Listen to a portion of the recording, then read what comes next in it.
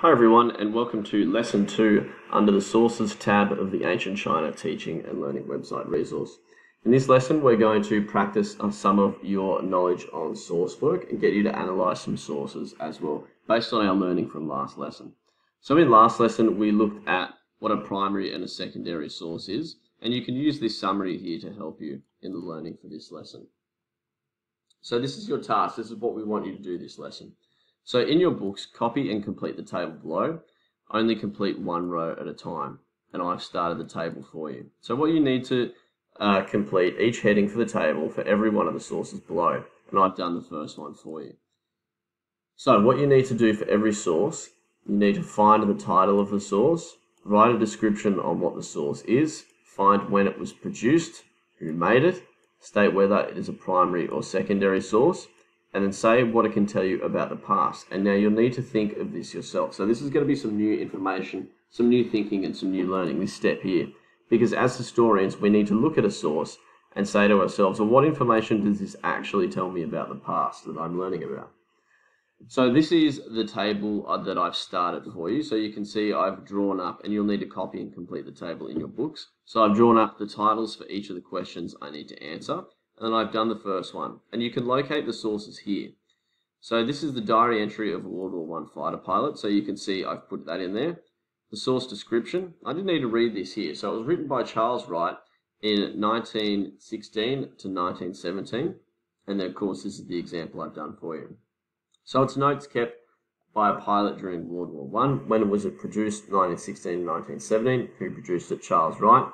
It is a primary source because he was there during World War I and then he wrote about it. It's a first-hand account. It was made during the time of study. What can it tell me? So I had to think of this myself.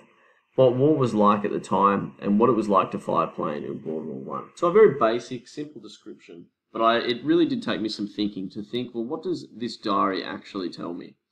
So the next one here, you do the Temple of Abu Simbel. So these are the ones you do yourself, and you do it in the section here. So reading the description, this source is an ancient Egyptian temple known as Abu Simbel. The temple is dedicated to Pharaoh Ramses II, who ordered the construction of the temple. The temple was built by slaves and finished construction in 1244 BC. This source shows us how important Ramses must have been and how renowned he was to his people. So here I'd put source title, I'd put Abu Simbel. For here I'd say it's a temple dedicated to Ramses II. When was it produced? I'd say 1244 BC. Who produced it? I'd say it was a bit more, not so much a collaboration, but it was actually made by slaves and the construction was ordered by Ramses II. So I'd probably put both of those in there. It is a primary source because it was made during ancient Egypt. It can tell me a lot about how important pharaohs were. It can tell me about sort of building materials and building processes that existed during ancient Egypt. It can also tell me something about ancient Egyptian religion here as well. I can see the god Ra here as well. So it can tell me a lot about ancient Egypt. And you do that for every one of the sources here. So the identity card of Robert Knox, an illustration of the rack, a method of punishment or torture in medieval Europe, an illustration of a knight's armor, the Russian soldier's helmet from World War II, and the replica knight's armor as well. If you want an example of what your table should look like at the end, here's an example I've done with another Year 7 student, but for different sources. So you can see that's what a completed table looks like there.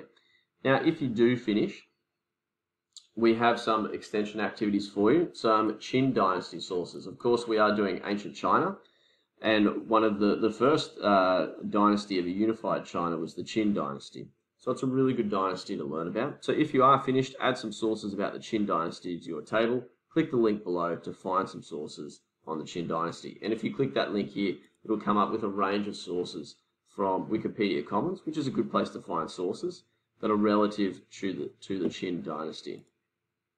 And then if you finish all that, you can click on the link here to play a Kahoot with your class. And that's it for lesson 2 for sources. So thanks for watching, guys. Good luck with that task. And remember, if you want to stay updated to any new websites that I make or any new lessons in existing websites like the Ancient China one, please make sure you go ahead and subscribe to the channel. Thank you.